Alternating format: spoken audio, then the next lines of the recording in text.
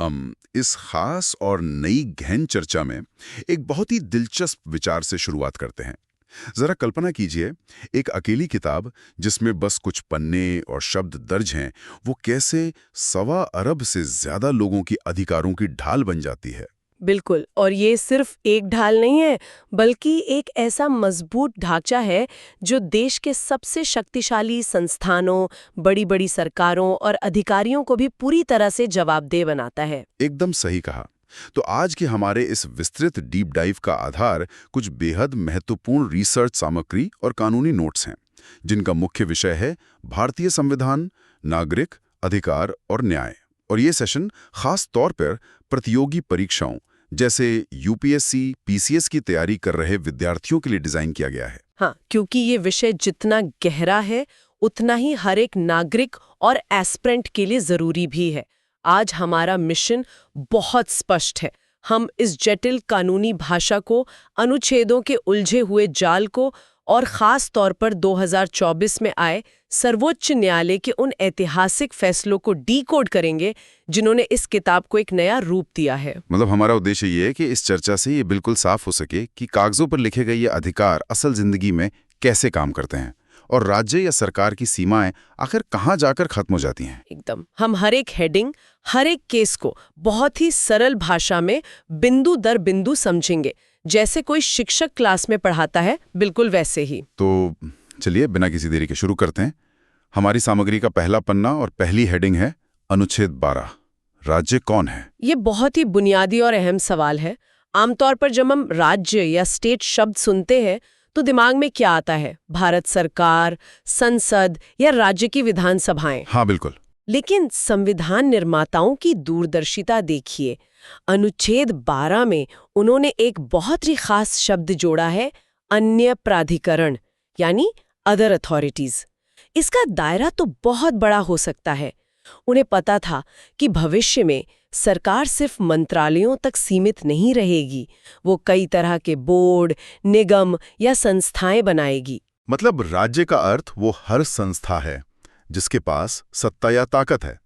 लेकिन यहाँ एक सवाल उठता है, ये कैसे तय हो कि कौन सी संस्था इस अन्य प्राधिकरण के दायरे में आएगी और कौन सी नहीं? इसके लिए कानूनी दस्तावेजों में एक बहुत ही महत्वपूर्ण मामले का जिक्र मिलता है, अजय हासिया केस। इसे याद रखिएगा। इस ऐतिहासिक केस में सुप्रीम कोर्ट ने कुछ स्पष्ट कसौटियां या कहें तो टेस्ट्स तय किए थे। हाँ, अगर मैं उन कसौटियों को सही से समझ पा रहा हूं तो अदालत का कहना था कि अगर किसी संस्था को सरकार से भारी वित्तीय सहायता मिल रही है या उस संस्था के कामकाज पर राज्य का बहुत गहरा और सीधा नियंत्रण है, और साथ ही अगर वो कोई ऐसा कार्य कर रही है जो सार्वजनिक महत्व का है, जो आमतौर पर सरकार करती है, तो उस संस्था को राज्य ही माना जाएगा। इसका सीधा सा मतलब ये नहीं करता है कि अगर कोई संस्था सरकार के मुखौटे की तरह काम कर रही है तो वो अपनी मनमानी नहीं कर सकती। उसे भी मौलिक अधिकारों के दायरे में रहकर ही काम करना होगा। बिल्कुल सही। इसी कसौटी ने तय किया कि कौन जवाबदेह है और कौन नहीं। लेकिन देखिए, रिसर्च में यहाँ एक बहुत ही आश्चर्यजनक तथ्य सामने आता है। भारत का क्रिकेट बोर्ड यानी बीसीसीआई, हम सब जानते हैं कि ये कितनी शक्तिशाली संस्था है, फिर भी ये राज्य की परिभाषा में नहीं आती। हाँ, ये एक बहुत बड़ा अपवाद लगता है, लेकिन ये अपवाद दरअसल उसी अजय हासिया केस के चेकलिस्ट के सख्ती से लागू होने का नतीजा है। वो कैसे? तकनीकी और कानूनी रूप से बीसीसीआई एक निजी संस्था है, एक प्राइवेट सोसाइटी। वो अपनी मुख्य गतिविधियों के लिए सरकार से कोई वित्तीय सहायता नहीं लेती। खिलाड़ियों का चयन हो या मैचों का आयोजन, उस पर सरकार का कोई सीधा प्रशासनिक नियंत्रण नहीं है। इसलिए वो अनुच्छेद 12 के तहत सीधे तौर पर राज्य नहीं है। बहुत ही स्पष्ट करने वाला उदाहरण है ये। अब इसी क्रम में आगे बढ़ते हैं अगली हेडिंग की तरफ, अनुच्छेद 13, संविधान का फिल्टर। ये नाम बहुत सटीक है। इसे लोकतंत्र का सबसे शक्तिशाली सुरक्षा वाल्व कह सकते हैं। एक ऐसी छलनी जिससे होकर देश के हर नए या पुराने कानून को गुजरना ही पड़ता है। नियम बहुत सीधा है ना। अगर संसद या कोई भी राज्य सरकार ऐसा कोई कानून बनाती है जो नागरिकों के मौलिक अधिकारों से टकराता है, तो अदालत उस कानून को शून्य या वॉइड घोषित कर सकती है। बिल्कुल। और इसी शक्ति को हम न्यायिक समीक्षा या जुडिशियल रिव्यू कहते हैं। यानी वो कानून उसी हद तक अमान्य हो जाएगा जिस हद तक वो अधिकारों का हनन करता है। निष्कर्ष ये है कि संसद के पास असीमित शक्तियां नहीं हैं। और इसी बात को मजबूती से स्थापित करने वाला एक बहुत ही मशहूर केस हमारी रिसर्च में शामिल है, 1973 का केशवानंद भारती केस। भारतीय न्यायपालिका के इतिहास में शायद ही इससे बड़ा कोई फैसला हो। इस केस की पृष्ठभूमि ये थी कि क्या संसद संविधान में कुछ भी बदल सकती है। तब सुप्रीम कोर्ट ने मूल ढांचा यानी बेसिक स्ट्रक्चर का ऐतिहासिक सिद्धांत दिया था। इसे समझने के लिए एक घर का उदाहरण लेते हैं। संसद इस घर की दीवारों का रंग बदल सकती है, खिड़कियां बदल सकती है, ये सब संविधान में संशोधन करने की शक्ति है। लेकिन संसद उस घर की नींव को नहीं खोद सकती। लोकतंत्र, धर्मनिरपेक्षता और मौलिक अधिकार ये संविधान की नींव है। अगर कोई भी संशोधन इस मूल ढांचे को नुकसान पहुंचाता है तो उसे अनुच्छेद 13 के इसी फिल्टर के जरिए रद्द किया जा सकता है। ये तो बात हुई कि राज्य की ताकत पर लगाम कैसे लगती है। अब हम बात करेंगे अगली हेडिंग की, अनुच्छेद 19, आजादी के 6 स्तंभ। जब एक आम नागरिक सुबह अपने घर से निकलता है तो यही अनुच्छेद उसे व्यक्तिगत रूप से ताकत देता है। यह सूची बहुत ही सशक्त है। पहला, भाषण और अभिव्यक्ति की आजादी। दूसरा, शांतिपूर्ण सम्मेलन का अधिकार। तीसरा, संघ या एसोसिएशन बनाने का अधिकार। चौथा है पूरे देश में निर्बाध संचरण या घूमने की आजादी। पांचवां, देश के किसी भी हिस्से में निवास करने का अधिकार। और छठा, अपनी मर्जी का व्यापार या पेशा चुनने का अधिकार। यह एक इंसान के सर्वांगीण विकास का पूरा खाका है। लेकिन यहाँ एक बहुत ही महत्वपूर्ण विश्लेषणात्मक पहलू जुड़ जाता है। यह अक्सर मान लिया जाता है कि ये अधिकार निरपेक्ष हैं, यानी एब्सोल्यूट हैं, जो चाहे वह किया जा सकता है। पर ऐसा बिल्कुल नहीं है। हर आज़ादी के साथ एक जिम्मेदारी जुड़ी होती है। संविधान की कानूनी भाषा में इसे उचित प्रतिबंध या रीजनेबल रिस्ट्रिक्शंस कहा जाता है। मतलब किसी भी नागरिक को अपने विचार रखने की पूरी आज़ादी है, लेकिन वह इस आज़ादी का इस्तेमाल देश की सुरक्षा को खतरे में डालने के लिए नहीं कर सकता। एकदम सही। या फिर शांतिपूर्ण सम्मेलन का अधिकार है, लेकिन वो बिना हथियारों के होना चाहिए। उदाहरण के लिए पूरे देश में घूमने का अधिकार है, लेकिन ये अधिकार किसी को उन विशेष जनजातीय क्षेत्रों में बिना अनुमति जाने की छूट नहीं देता जहां बाहरी लोगों का प्रवेश वर्जित है। हाँ, उन जनजातियों की संस्कृति के संरक्षण के लिए एक तरफ व्यक्तिगत आज़ादी है और दूसरी तरफ समाज की सुरक्षा। इन दोनों के बीच का ये संतुलन ही उचित प्रतिबंध है। बिल्कुल। और जब हम संस्कृति और संरक्षण की बात करते हैं तो हमारी अगली हेडिंग सीधे भारत की विविधता से जुड़ती है। अनुच्छेद 29 और 30, संस्कृति और संस्थान। अनुच्छेद 29 बहुत स्पष्ट रूप से कहता है कि भारत के किसी भी वर्ग को, चाहे वो अल्पसंख्यक हो या बहुसंख्यक, अपनी विशेष भाषा, लिपि और संस्कृति को संरक्षित करने का पूरा अधिकार है। वहीं अनुच्छेद 30 थोड़ा और आगे जाता है। यह धार्मिक और भाषाई अल्पसंख्यकों को अपने स्वयं के शिक्षण संस्थान स्थापित करने और चलाने का अधिकार देता है। यहाँ हमारे नोट्स में टीएमए पई केस का जिक्र है। हाँ, टीएमए पई केस ये एक बहुत ही महत्वपूर्ण कानूनी नज़ीर है। इस फैसले की पृष्ठभूमि में सवाल ये था कि अल्पसंख्यक संस्थानों में सरकारी नियम कितने लागू होंगे। कोर्ट ने कहा कि अल्पसंख्यकों को ये विशेष अधिकार इसलिए दिया गया है ताकि समाज में उनके साथ समानता का व्यवहार हो सके। लेकिन इसका मतलब ये कतई नहीं है कि इसके नाम पर उल्टा भेदभाव या रिवर्स डिस्क्रिमिनेशन किया जाए। बिल्कुल। राज्य इन संस्थानों में शिक्षा के स्तर को बनाए रखने के लिए, शिक्षकों की योग्यता तय करने के लिए नियम बना सकता है। अधिकार संरक्षण के लिए है, कुप्रबंधन को सही ठहराने के लिए नहीं। बहुत ही स्पष्ट निष्कर्ष है ये। चलिए अब आगे बढ़ते हैं एक ऐसी हेडिंग पर जिसका सफर सबसे ज्यादा उतार चढ़ाव भरा रहा है। अनुच्छेद 300A, संपत्ति का अधिकार। ये वाकई किसी दिलचस्प कहानी की तरह है। 1950 में जब संविधान लागू हुआ था, तब संपत्ति का अधिकार अनुच्छेद 31 के तहत एक मौलिक अधिकार हुआ करता था। लेकिन 1978 में 44वां संशोधन ने इसकी जगह ही बदल दी। इसे मौलिक अधिकारों की सूची से बाहर निकालकर सिर्फ एक संवैधानिक अधिकार या लीगल राइट बना दिया गया। इसका मुख्य कारण सामाजिक और आर्थिक न्याय था। आज़ादी के बाद जब सरकार को देश के विकास के लिए बुनियादी ढांचा तैयार करना था, जैसे सड़कें या बांध बनाना, तो जमीन अधिग्रहण की जरूरत थी। और मौलिक अधिकार होने की वजह से कई कानूनी अड़चनें आ रही थी। कोई भी जनहित के प्रोजेक्ट्स को कोर्ट में रोक सकता था। इसी गतिरोध को तोड़ने के लिए ये बदलाव किया गया। लेकिन अनुच्छेद 300A ये गारंटी देता है कि किसी भी व्यक्ति से उसकी संपत्ति केवल कानून के प्राधिकार या अथॉरिटी ऑफ लॉ से ही ली जा सकती है। कोई भी अधिकारी मनमाने ढंग से किसी का घर नहीं छीन सकता। इस बिंदु पर रिसर्च में दी गई वैश्विक तुलना बहुत ही ज्ञानवर्धक है। अगर हम अमेरिका को देखें तो वहां 5वें संशोधन के तहत ये नियम है कि सरकार बिना उचित मुआवजे या जस्ट कॉम्पेंसेशन के निजी संपत्ति नहीं ले सकती। ये भारत की तुलना में संपत्ति को एक बहुत मजबूत सुरक्षा देता है।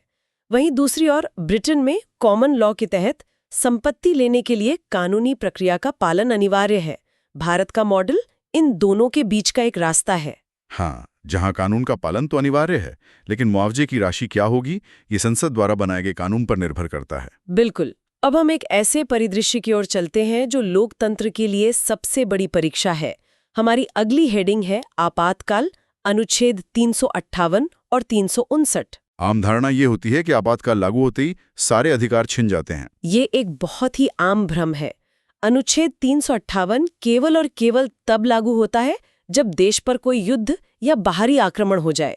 जैसे ही ऐसी घोषणा होती है, अनुच्छेद 19 के तहत मिले स्वतंत्रता के 6 अधिकार अपने आप निलंबित हो जाते हैं स्वतः। और अनुच्छेद 359 का तंत्र थोड़ा अलग है।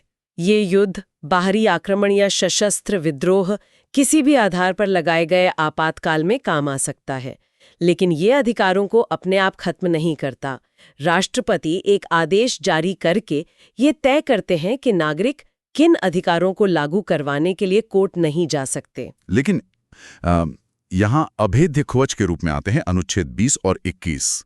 44वें संशोधन ने यह पक्का कर दिया कि चाहे कैसा भी संकट आ जाए, ये 2 अधिकार कभी निलंबित नहीं होंगे। अनुच्छेद 20 दोष सिद्धि से संरक्षण देता है और 21 जीवन और व्यक्तिगत स्वतंत्रता का अधिकार है।